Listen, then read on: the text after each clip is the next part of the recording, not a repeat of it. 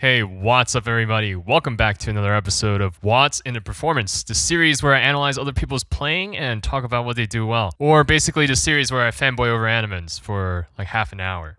And it should come as no surprise that today is a very special day because, well, first off, we're seated at the grand piano, so we're going to try this for the first time at the actual grand. But second, we are reviewing the much requested Animenz's Kawaki o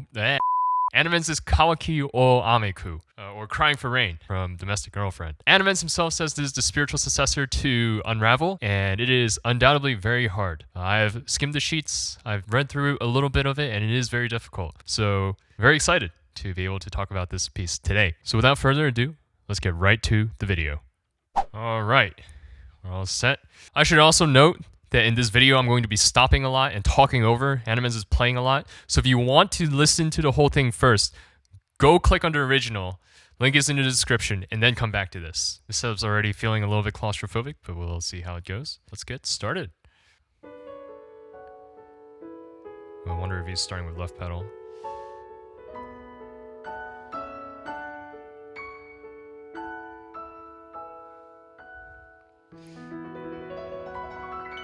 Ooh, that's so delicate. Yeah, he started with left pedal. Okay, so one of the things that we can already note from the way that he begins, and Mike's over here, it's going to be fun. It's going to be a fun time. Trying to face the camera and trying to play at the same time is how lightly he plays the beginning, right? You'll notice that he lifts a lot and it's not very connected. And that's also that later he can glue things together a little bit more and become a little bit more articulate. So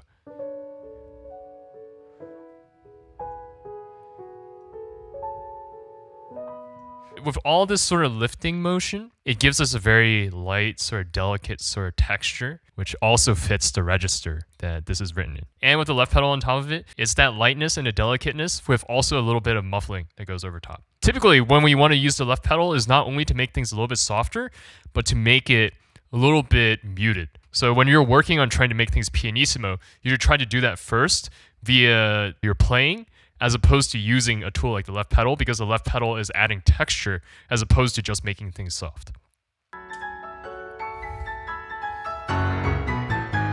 There you used a little bit of left pedal as well. Let's go back a little.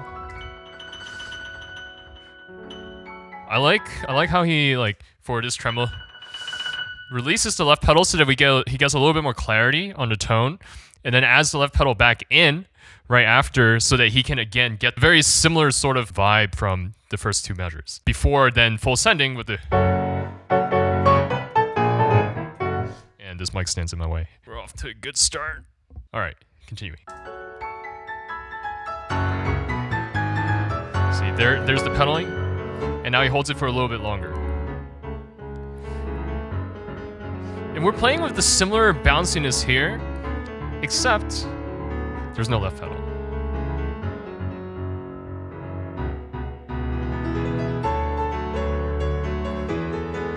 Well, you hear how he increases the pedal and now it's become a little bit heavier.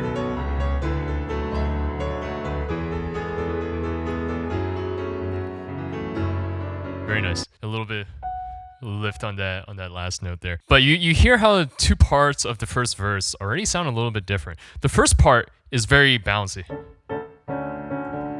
It's played with a lot of similar action as the first few measures, except with a little bit more weight, right? A little bit more weight coming from the wrist. But then the next part, where it jumps up to a mezzo forte, all of a sudden we get a little bit louder, a little bit heavier, and things are a little bit more glued together, right? Because there's a little bit more arm weight now, as opposed to just dropping the wrist and being very bouncy.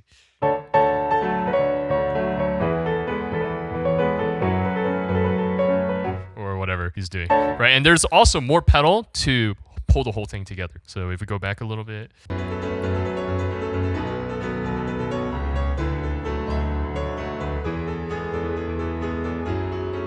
It's very similar to how Minami sings. Each note is part of a phrase, but it's all very distinct. They're all very articulate on top of each other, almost like they're a portato. And you see the way that Animenz plays, he bounces the hand like this.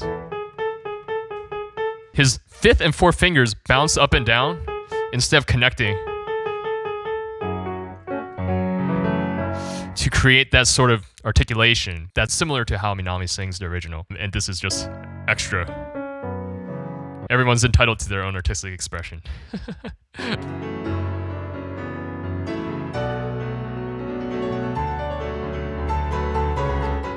That was really nice. You hear that tiny bit of a crescendo? It's so important that even when you're playing runs, that there's direction within the run. Where's it going? All the way up. Right, like that. And then before it gets back even to the main melody. And there's the way. But it's still very bouncy. Very interesting. Oh, and there it's a little bit more connected.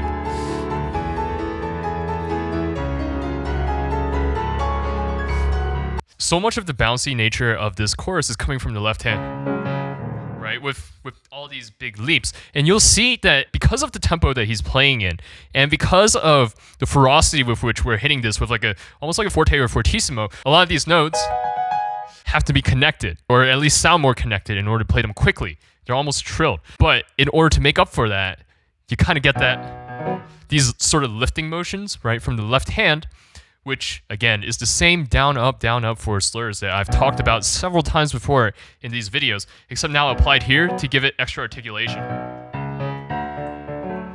in order to create that bounce that's now missing in the right hand. The right hand is carrying on with a lot of his ferocity, but then the depth of the left hand and also the bounce of the left hand is what's giving it some of that texture that's maintained throughout the entire piece. Let's back up a little.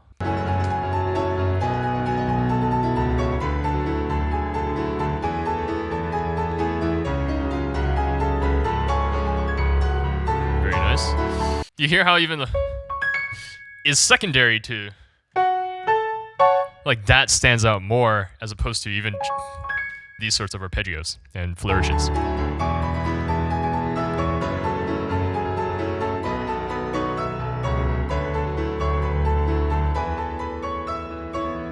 I just want to note real quick, or take a look at, again, the hand action that's going into, because of how rapid it is. Let's back up a few seconds.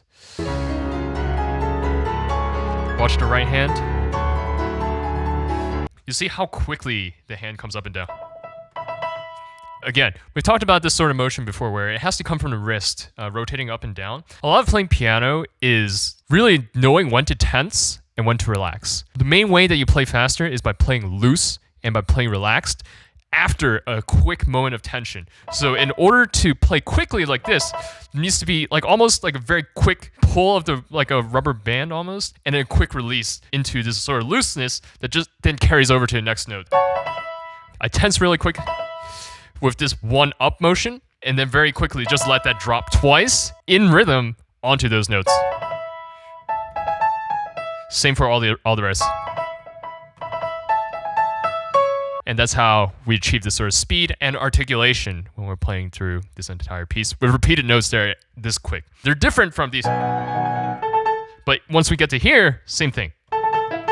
Quick tension from the wrist, and then you get 3, right? It's controlling that one initial moment of tense and then relax.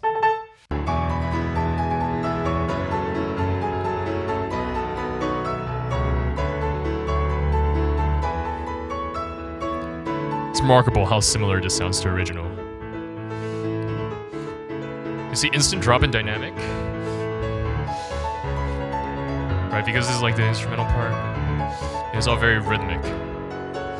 I like the little bits of emphasis that are put into the left hand. Some of these tenths are really hard to play, but like these sorts of, a little bit of articulation with that staccato that's written in, a little bit of bite on each of these notes. Again, play the same way. Quick, tense, and then relax. Except you jab a little bit more like strongly with the wrist and a little bit with the fingers. A little bit more pointed with the fingers, right? So that you get that sort of staccato and very short and not quite as loud. Ooh, voicing.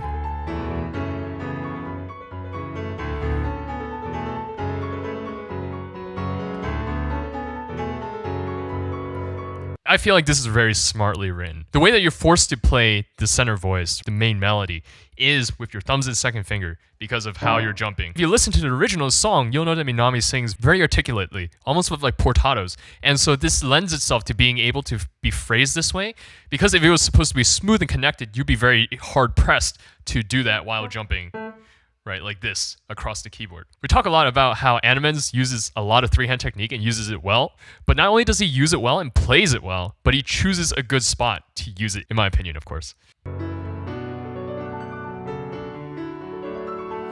See, well, with this section,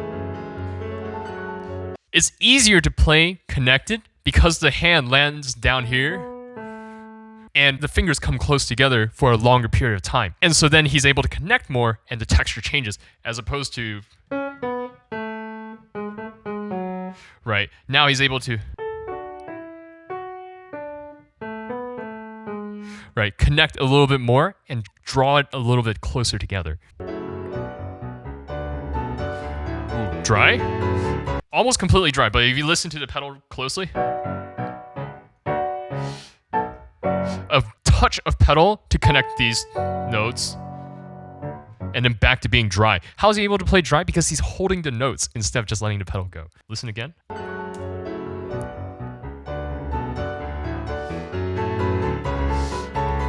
Yes, the selection on notes where he holds the pedal is very specific. So I want to listen one more time just to note for myself in the score.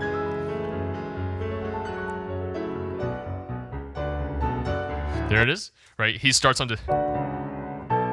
Why? Because the right hand. But like the left hand maintains the same articulation, so it's noticed in the left hand, but it doesn't change the way that the left hand feels. We don't use the pedal as a crutch, we use it as a tool. And even through the pedal, you still hear articulation, and sometimes you have to try a little bit harder to squeeze it out, but in this case, it's fine, because we come in with the expectation of detachment, and then once we hold that pedal, it's still pretty easy for the ear, having already learned and sensed the pattern, to continue tracing that through even the pedal. A lot of music comes down to expectation and how you define expectation. In music, or you introduce a voice, if you bring it out, or that sort of specific texture very abruptly or very overtly at the start, the ear is more able to trace it even when it fades back into the middle of the whole package. So it's one of the things that's happening here. When you get the staccato coming out immediately, it's easy to still trace that articulation even through the pedal. That just means that when you start the sort of phrasing, you have to be very strong with the staccato, with these sorts of articulations, so that you're able to carry it through the pedal.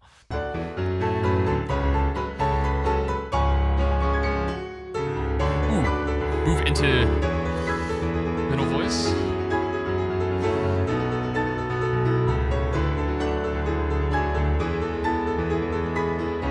Same concept like what we talked about with the second verse. When you have a bouncy melody, phrasing like this becomes a lot more convenient, or writing three-hand technique like this becomes a lot more convenient because of these jumps. No longer do you have to connect it, but you can afford to bounce and you can afford to jump and land in a little bit more of like a, I don't want to necessarily say harsher, because he's not playing harshly, but a heavier manner, right? Because you're jumping across the keys. Also, the other thing I want to draw attention to, listen to the top note that he's jumping to.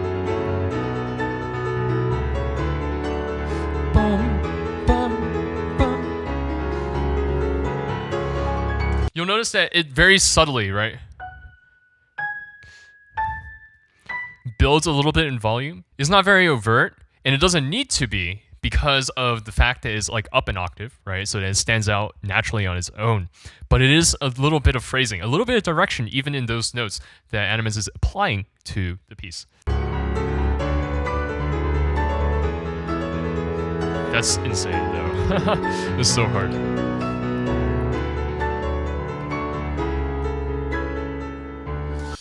This is really well done. Getting these in rhythm after a jump, and also clear. He's not muddying it up with the pedal. With Unravel, you get these big jumps, and you get like longer runs. But with Crying for Rain, you get a lot more precise jumps, in my opinion.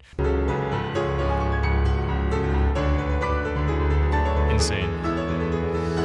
Look at how his hand is preparing, right, to reach for the next note. When he plays, ends on the thumb on the A, so that he has enough time or the leverage to bounce off the thumb, which is easy because you get to leverage the thumb outwards like this, flick it outwards like that, and bounce the whole hand up to the next note. You want to think of your hands and your fingers as springs, and you need to find the best way to jump from note to note to spring off. Each and every single time you land, is like you're coiling the spring, you're compressing the spring, and then you need to find the optimal way to uncompress the spring so you can go to the next note.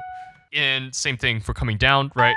There's a little bit of this snatch, right, that's coming from the wrist, but the fingers collapse to give him a little bit of space and a little bit of time and a little bit of momentum carry coming back down.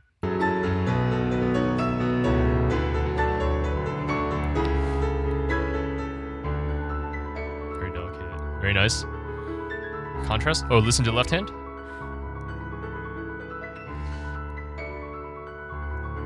You hear exactly which notes he wants you to hear. And that's very important. Good use of left pedal too, right? You typically find spots like that to use left pedal. Spots like those lend themselves to like quietness, especially coming after a super strong forte section like that. But these little left hand section,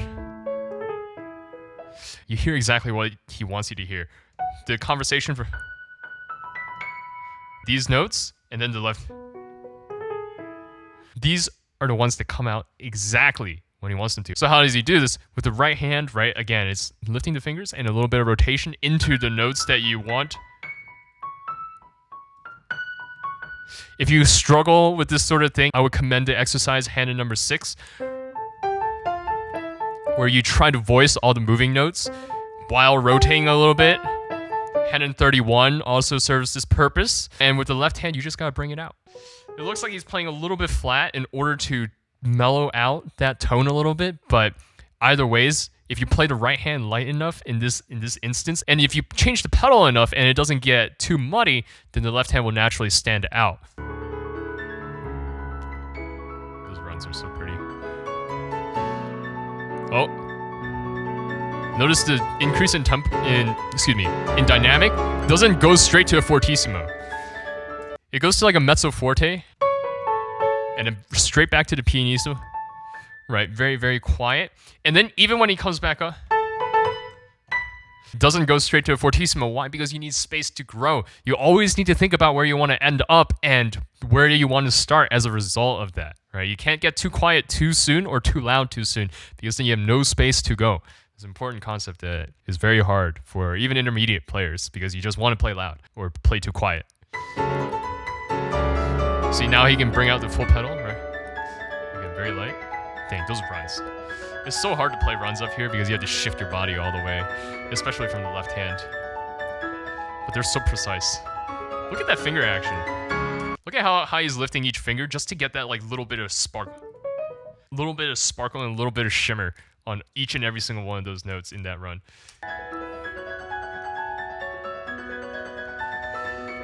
And now, with this sort of like quiet, soft section, that's where we get a little bit more connecting in the right hand in the melody.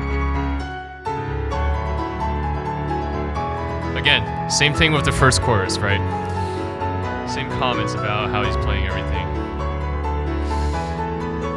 Except it's, if anything, even a little bit stronger, right, since the last one. Oh my gosh, this runs.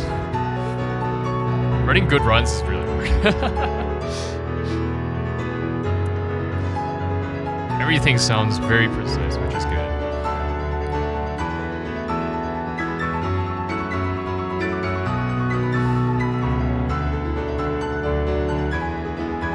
Oh my gosh. Again, you hear exactly what he wants you to hear. All the 16th notes with very precise, right? A little bit of rotation going on to help alleviate some of the tension on the fingers to play those notes, but these are the notes that you hear precisely each and every single time. Everything else almost seems like it just fades into like the collective pad, right, for lack of a better term. And you hear these almost like clarion bells that come out over top of them because he's voicing them like this. He's rotating into the notes. And he's holding on to the notes. Make note of that, right? Some of holding on to notes, I think, is psychological in nature, right? Because if you think I'm going to hold on to the note, you naturally plant the finger a little bit more, so then it helps with voicing. But also helps sustain through the pedal so that you can change. A lot of these notes are written syncopated across measures where the chord changes, so you can play the note, change pedal, and still have the note ring through the section that you want it to. It's very, very smart and very good playing. And it also adds just that tiny bit of glue and extra emphasis in your playing. It's very important to hold notes as much as possible for the duration that they're written, and to play rests and the full lengths of all the notes. Oh my gosh. There's no comment to this other than that it's just crazy and hard. Lots of practice. Just slowing down the tremolo. Very nice.